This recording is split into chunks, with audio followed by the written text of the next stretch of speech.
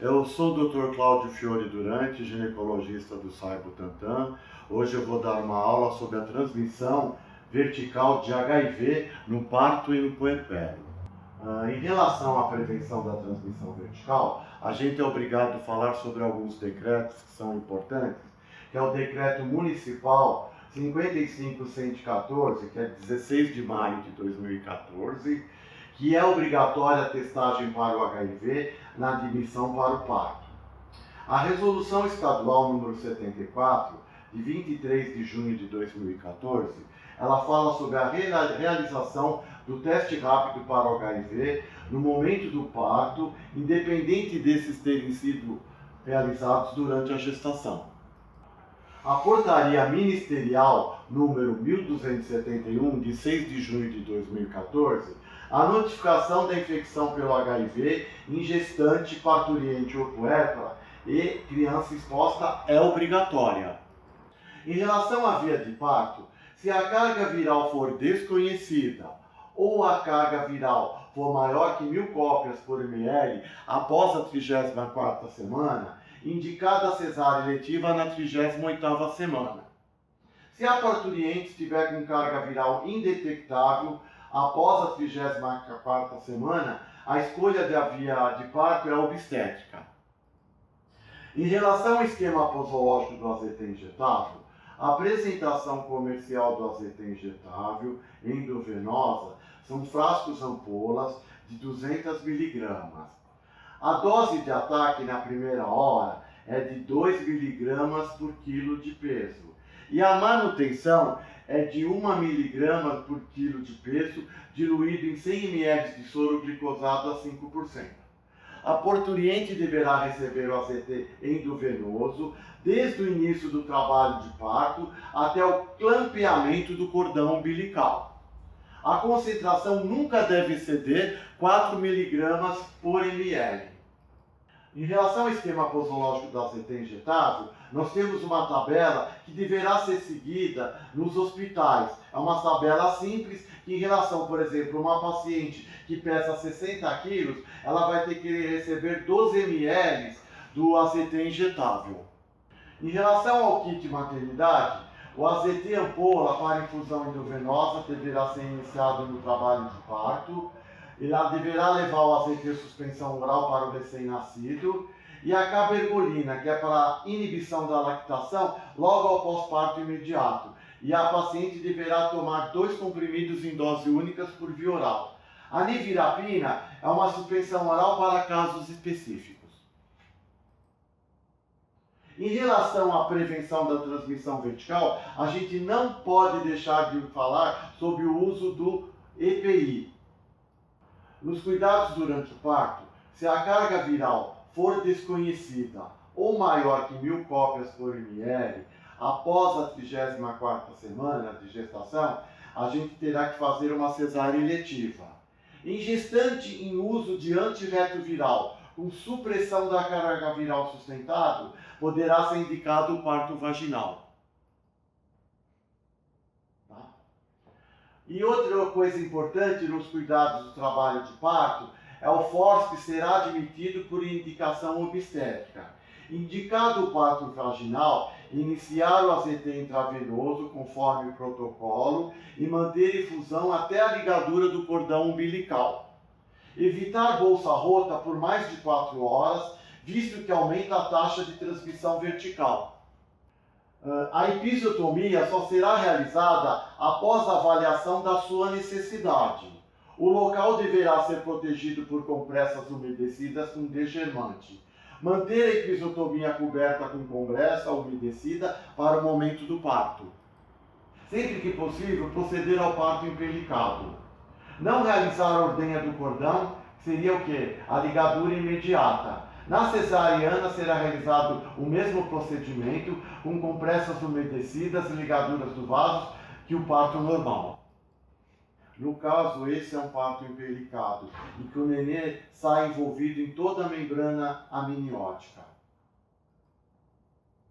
A amamentação ela está proibida independente da carga viral. Inibição farmacológica da lactação já foi relatada no slide anterior. Enfaixamento das mamas. Consiste em realizar a compressão das mamas com atadura imediatamente após o parto, com cuidado de não restringir os movimentos respiratórios ou causar desconforto materno. Período de 10 dias, evitando-se a manipulação e estimulação das mamas. A paciente que terá alta da maternidade, ela deve ser orientada no retorno ambulatorial e o acompanhamento do recém-nascido com o pediatra do SAI o mais precocemente possível. Obrigado. Qualquer orientação poderá ser dada por mim no SAI Butantan. Dando continuidade à aula do Dr. Cláudio sobre assistência à gestante com HIV, nós vamos abordar agora a assistência ao recém-nascido exposto ao HIV. Meu nome é Daniela, eu sou pediatra e infectopediatra do SAI Lapa e do Programa Estadual de DST-AIDS. O parto é um momento crucial para a prevenção da transmissão vertical do HIV, porque é nesse momento que ocorrem 75% das infecções pelo HIV por transmissão vertical da mãe para a criança. Por conta disso, no momento do parto, é necessário que todo o protocolo de prevenção funcione 100% sem falhas, o que inclui a escolha da via de parto adequada, o uso do AZT endovenoso pela mãe, os cuidados ao recém-nascido, que serão descritos posteriormente, a introdução do esquema antirretroviral para o bebê, um esquema adequado para cada caso, e a não amamentação. É o conjunto de todas essas medidas introduzidas e aplicadas de forma correta que vai fazer com que essa transmissão vertical não ocorra. Com relação aos cuidados imediatos ao recém-nascido, é necessário fazer a limpeza do bebê com compressas macias para evitar traumatismos na pele e o banho desse bebê o mais rapidamente possível após o parto com água corrente, através de chuveirinho ou de uma torneira, tá? Nunca banho de imersão. Realizar a aspiração de vias aéreas apenas nos casos necessários, não rotineiramente, evitando microtraumatismos e portas de entrada para o HIV nesse bebê. Iniciar o AZT o mais precocemente possível, no máximo até 4 horas de vida desse bebê, mas preferencialmente ainda na sala de parto imediatamente após o parto ser realizado. Considerar os bebês que devem ou não utilizar nevirapina, conforme os critérios que nós apresentaremos, realizar um monitoramento laboratorial desse bebê na maternidade, tentar sempre manter a mãe e a criança em alojamento conjunto para reforçar o vínculo mãe e filho e reforçar sempre a contraindicação da amamentação tanto do aleitamento materno quanto do aleitamento cruzado. Toda criança deve ter alta com resumo de alta adequado e completo e ter sua consulta previamente agendada no SAI, que é o serviço de referência para atendimento onde essa criança será seguida. E todo caso de criança exposta ao HIV deve ser notificado. Nesse slide, nós observamos uma sugestão de receita médica que nós recomendamos que sejam utilizadas pelas maternidades. Nessa receita constam dados de identificação da criança e já a forma correta de prescrição da zidovudina, que é do AZT, e da nevirapina. Então, na receita, nós vemos que já vem impressa a apresentação da medicação, a concentração dessa, o intervalo de uso e a quantidade de dias necessário para esse uso, e vai ser preenchido só o ml, quanto que vai ser a dose a ser administrada para essa criança. E a nevirapina, que tem uma posologia mais complicada, já vem aqui quando foi a primeira dose, dada em que horas de que dia, quanto você tem que administrar e quando é a segunda dose e quando vai ser a terceira dose.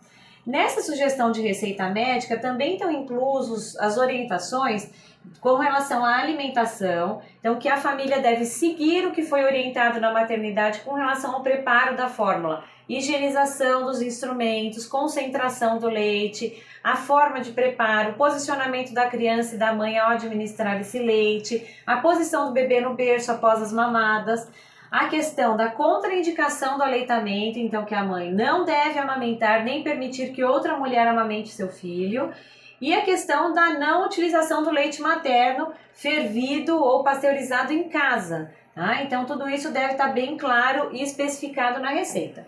E no final da sugestão de receita médica constam os dados do agendamento, que dia e que horas vai ser essa consulta e em que local essa mulher deve levar o seu filho para ser acompanhado. Nesse próximo slide, nós observamos um resumo, que também é uma sugestão de resumo, mas que nós orientamos que as maternidades tentem adotar, de alta da maternidade, que é formulado de 2 momentos. O primeiro, que são os dados maternos, então dados gerais do pré-natal, e os dados específicos do HIV. Então, quando foi feito esse diagnóstico de HIV, se ela usou antirretroviral na gestação, qual antirretroviral, com quanto tempo ela iniciou, se teve alguma comorbidade, alguma intercorrência importante, qual era a carga viral e CD4 dessa mulher durante o pré-natal, principalmente no final do pré-natal, e se ela usou AZT injetável e com quanto tempo foi iniciado, quantas horas antes do parto. Nessa segunda parte constam os dados do bebê, dados neonatais gerais de peso, estatura, Apgar e depois os dados específicos do HIV com relação à administração do AZT, quantas horas foi iniciada após o parto e com relação à administração da nevirapina, se essa foi necessária ou não e como ela foi administrada. As vacinas realizadas no recém-nascido, os diagnósticos e novamente frisando a questão do agendamento com local e data onde ela deve levar o seu filho para fazer o segmento. Com relação à exposição pós-natal do recém-nascido ou do bebê ao HIV, ela é possível e existe, então mulheres que são negativas no pré-natal e negativas no parto, existe a possibilidade delas se infectarem durante o período de aleitamento materno. Quando isso ocorre, quando essa infecção materna ocorre durante uma amamentação, essa infecção funciona como um fator de altíssimo risco para infecção na criança, já que a carga viral materna vai ser muito elevada porque é uma infecção recente. E nesse tipo de situação deve ser interrompida imediatamente a amamentação, sem recomendação de introdução de PEP até o presente momento. Portanto, deve ser feito sempre um aconselhamento da puérpera e da mãe negativa para o HIV no momento do parto, avaliando as suas vulnerabilidades e orientando o uso do preservativo para essa mulher nas relações sexuais, sempre, mas especialmente durante o período de amamentação, para que essa criança não sofra o risco de ser exposta ao HIV.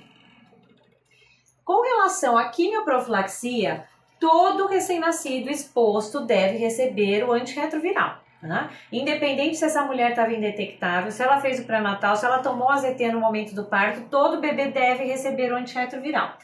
Essa terapia antirretroviral para o bebê deve ser iniciada o mais precocemente possível, no máximo até 4 horas de vida do bebê, como nós já descrevemos, e inícios de antirretroviral após 48 horas de vida, não há estudos que comprovem a sua eficácia e esses casos devem ser discutidos individualmente com o infectologista de referência.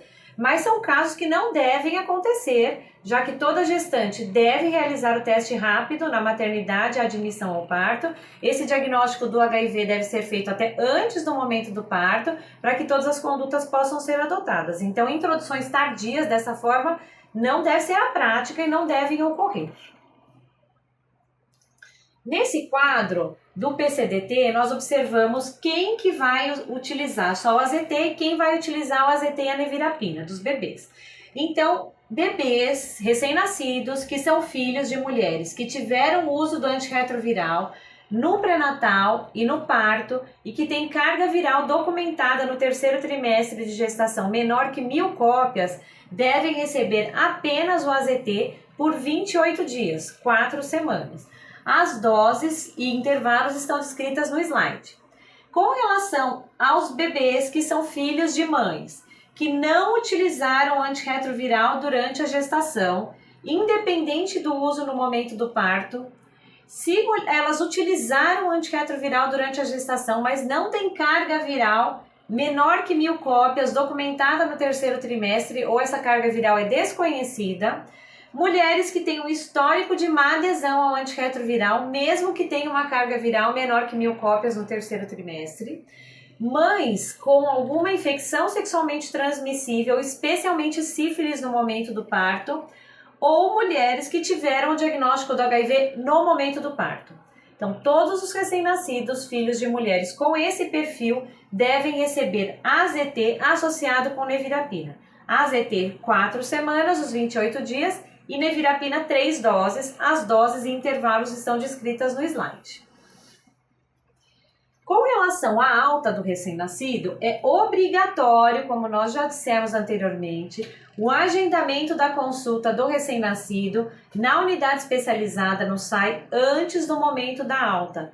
Isso fortalece o vínculo dessa criança na unidade, faz com que a unidade saiba que essa criança tem que chegar e se não chegar ela vai ter oportunidade de fazer uma busca ativa para que a gente garanta que o segmento dessa criança seja de fato realizado.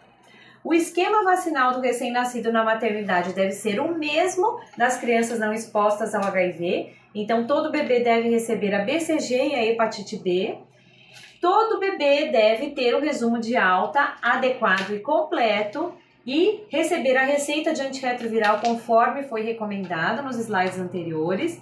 E todo bebê deve ter alta com fornecimento da fórmula láctea, suficiente até a data da consulta.